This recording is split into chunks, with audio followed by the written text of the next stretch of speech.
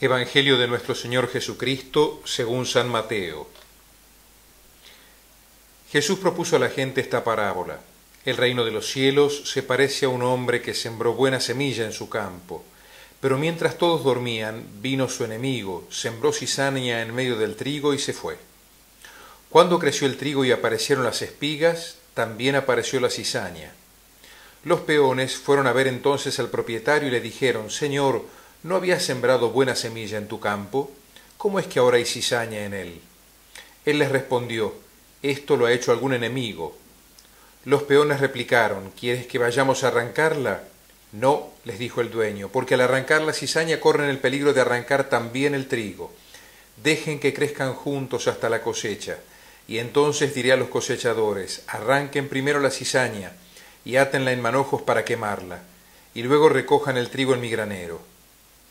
También les propuso otra parábola. El reino de los cielos se parece a un grano de mostaza que un hombre sembró en su campo.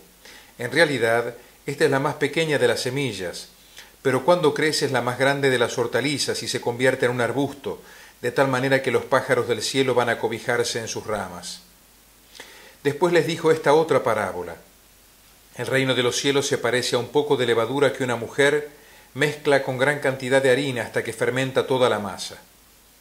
Todo esto lo decía Jesús a la muchedumbre por medio de parábolas, y no les hablaba sin ellas, para que se cumpliera lo anunciado por el profeta: hablaré en parábolas, anunciaré cosas que estaban ocultas desde la creación del mundo.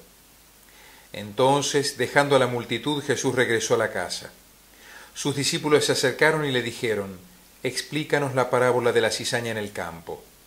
Él les respondió: El que siembra la buena semilla es el Hijo del Hombre, el campo es el mundo, la buena semilla son los que pertenecen al reino, las cizañas son los que pertenecen al maligno, y el enemigo que la siembra es el demonio.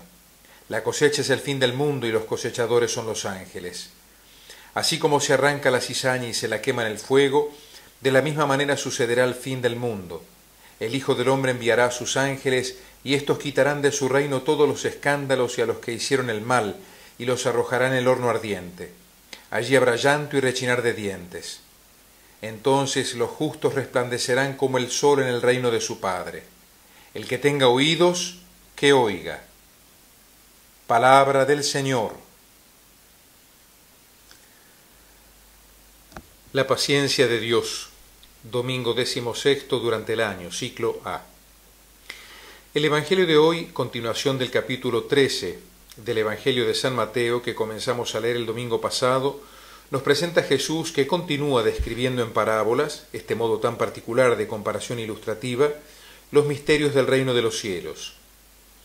Un tema resalta hoy de modo particular: la paciencia de Dios, como el modo más espléndido de invitarnos a nosotros a que seamos también pacientes. La paciencia de Dios con el hombre es una clave constante en la historia de la salvación. Dios siempre ha querido ser para nosotros el que confía, pese a nuestras traiciones, el que espera, pese a nuestras demoras, el que no se cansa de amarnos, aunque nosotros no nos cansamos de pecar. Cuando Jesús nació, era el Salvador ansiado desde siglos, y con gran impaciencia por muchos hombres que esperaban en él a un Salvador de presencia aplastante, que aniquilaría inmediatamente a la maldad y a los malos, que arrojaría inmediatamente al infierno a todos los hombres malos que hacen sufrir a los hombres buenos. Y no nos engañemos, muchos hombres también hoy piensan así de Dios, y muchos de nosotros podemos sucumbir a la tentación de pensar: si Dios realmente existe, ¿cómo puede existir tanta maldad en el mundo? ¿Cómo Dios puede permitir que diariamente haya miles y miles de personas que mueren de hambre, de desnutrición, de frío, de tristeza, abandonados por todos sin que nadie parezca ocuparse de ellos? Si Dios es un Padre bueno, ¿cómo es posible que a los malos parece que todo siempre les va bien y a los buenos las cosas les son tan difíciles? ¿Dónde está nuestro Salvador? Todas estas preguntas encuentran una respuesta en Jesús, pero una respuesta inesperada, sorpresiva, desconcertante. Jesús perdona a los pecadores, come con ellos, los trata amigablemente, invita a todos a la conversión y al arrepentimiento, proclama que viene a salvar a los pecadores. Jesús es esa sabiduría de Dios de la cual nos habla la primera lectura, que al obrar así Como nos dice la palabra de Dios, tú enseñaste a tu pueblo que el justo debe ser amigo de los hombres, y colmaste a tus hijos de una feliz esperanza, porque en medio del pecado das la dulce esperanza del arrepentimiento. Sí, Él es el Señor bondadoso y compasivo, rico de misericordia, como nos dice también el Salmo responsorial. Podemos preguntarnos entonces, con los hombres del tiempo de Jesús que esperaban al Mesías, ¿por qué Jesús procede así? Y Él nos contesta hoy con esta parábola que es tan actual como el día en que Él la dijo por primera vez, la parábola del trigo y de la cizaña. En la creación el Señor hizo todas las cosas y vio que eran muy buenas. También en la parábola que acabamos de leer, el Hijo del Hombre, Jesús tiró buena semilla en el campo, pero vino el enemigo, el diablo, y sembró el mal, la mala semilla, la cizaña, desparramándola bien por todo el campo, queriendo arruinar la obra de Dios, y así la semilla buena quedó mezclada con la mala. No hay dos campos, uno con semilla buena y otro con semilla mala. Si las cosas fuesen así sería mucho más fácil, evidentemente. Bien y mal están mezclados por todas partes, e incluso en el propio corazón de cada uno de nosotros. Cometeríamos un error si pensáramos que nosotros somos los buenos y los otros son los malos. Cristo ha sembrado en nuestro corazón la vida eterna y la regó con el agua bautismal el día que comenzamos a ser cristianos. Pero nosotros con nuestros pecados hemos abierto la puerta al enemigo y él siembra la semilla de la muerte. Así en cada uno de nosotros, en cada hombre y mujer del mundo, luchan una batalla sin tregua el bien y el mal, la vida y la muerte, la gracia y el pecado, la luz y las tinieblas. Y el campo de batalla es el corazón de cada hombre y mujer. Cristo ya ha ganado la guerra, Satanás está derrotado para siempre, pero esa victoria de Cristo tiene que hacerse efectiva en cada uno de nosotros, en la batalla de cada día y de toda la vida, para que Dios triunfe en nuestro corazón, para que, limpios de cizañas, seamos trigo limpio de Cristo. Y esto es una tarea de cada día, de cada hora, de cada momento. Por eso se requiere paciencia y por eso también nosotros podemos caer en la actitud de los criados. Señor, ¿quieres que arranquemos la cizaña? ¿No sería bueno borrar de la tierra a todos los malos y que queden solo los buenos? ¿Por qué esperar hasta el fin del mundo? ¿Por qué no juzgar y condenar y ejecutar ahora a los malos? De hecho, la lengua de algunos se parece mucho a una espada que juzga, condena y ejecuta definitivamente a las personas, sin darles jamás posibilidad de conversión y etiquetándolos con rótulos prácticamente imborrables. ¿Cuántas veces se oye decir, fulano es así, no cambiará más, esta persona no tiene arreglo, genio y figura, etcétera, etcétera? Ese es el juicio que el Señor prohíbe en el Evangelio, porque es el definitivo, y el juicio definitivo o final es sólo de Él, y por eso formularlo es un pecado terrible que usurpa los derechos que sólo son de Dios.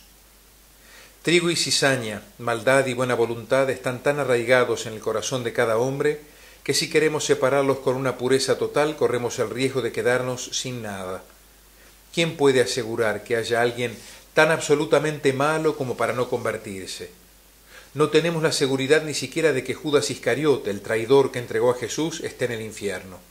Pudo haberse arrepentido en el último instante de su vida. Aún el hombre más perverso, más pecador, de corazón más duro, puede cambiar. Y así lo demuestra la historia de tantos pecadores terribles que después terminaron siendo santos. San Pablo, de perseguidor de la Iglesia, se transformó en apóstol de la misma. San Agustín, después de una vida moral renegrida por el pecado, llegó a ser un santo obispo y doctor de la Iglesia. Santa María Magdalena, y así tantos. En realidad creo que este solo argumento bastaría para poner severamente en entredicho la posibilidad de aplicar la pena de muerte. Sí, porque nosotros tantas veces somos así, queremos justicia con pena de muerte, y muchas veces esta justicia en realidad tiene más de venganza, porque decimos queremos justicia, pero en realidad suena a queremos que los revienten. Cada uno de nosotros experimenta cada día en el propio corazón la bondad y la maldad que nos tironean para lados opuestos.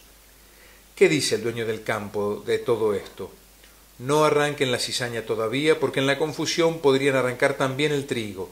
Esperen, tengan paciencia hasta la cosecha. Solo en el juicio final Dios en persona juzgará separando buenos y malos, prolongando su paciencia hasta ese día para que todos tengan oportunidad de convertirse. Ya llegará el día terrible en que hasta los ángeles mismos temblarán de espanto viendo el destino de quienes no aprovecharon el tiempo de la paciencia divina. Por eso, también a nosotros el Señor nos ordena esperar, tener paciencia, no pronunciar juicios definitivos sobre los demás, porque Él llama y da la oportunidad de la conversión a todos, cada día y en cada momento. Dios mismo es el que da la corona de gloria, después de que hemos ganado la batalla de la propia vida. Por eso la Iglesia no canoniza a ninguna persona viva, por santa que sea o parezca, ni tampoco condena al infierno, ni siquiera al más terrible malvado, que mientras viva tiene oportunidad de convertirse, pues mientras hay vida hay esperanza. ¿Cuál es entonces nuestra tarea? El Evangelio nos invita a tener paciencia, comenzando por la paciencia más difícil, sí, la paciencia con nosotros mismos, con nuestros pecados viejos que nos proponemos pero nos cuesta cambiar, con nuestros errores e imperfecciones. Solo siendo pacientes con nosotros mismos podremos ejercer paciencia con los demás, señalando los errores ajenos con humildad, recordando que nosotros también tenemos los nuestros, vigilando para que en nuestro corazón brote la buena semilla, no dejándonos llevar por los malos ejemplos, sino dando buenos ejemplos a los demás, para infundirles esperanza, aconsejando e incluso reprendiendo al que obra mal, que es distinto de condenar, pero como un hermano, no como un enemigo, recordando nuestras falencias y orando cada día para que el bien triunfe en nuestro corazón y en el de todo el mundo. Termino con una cita de Juan 23 en su decálogo de la serenidad. Solo por hoy seré agradable. Tendré el mejor aspecto que pueda.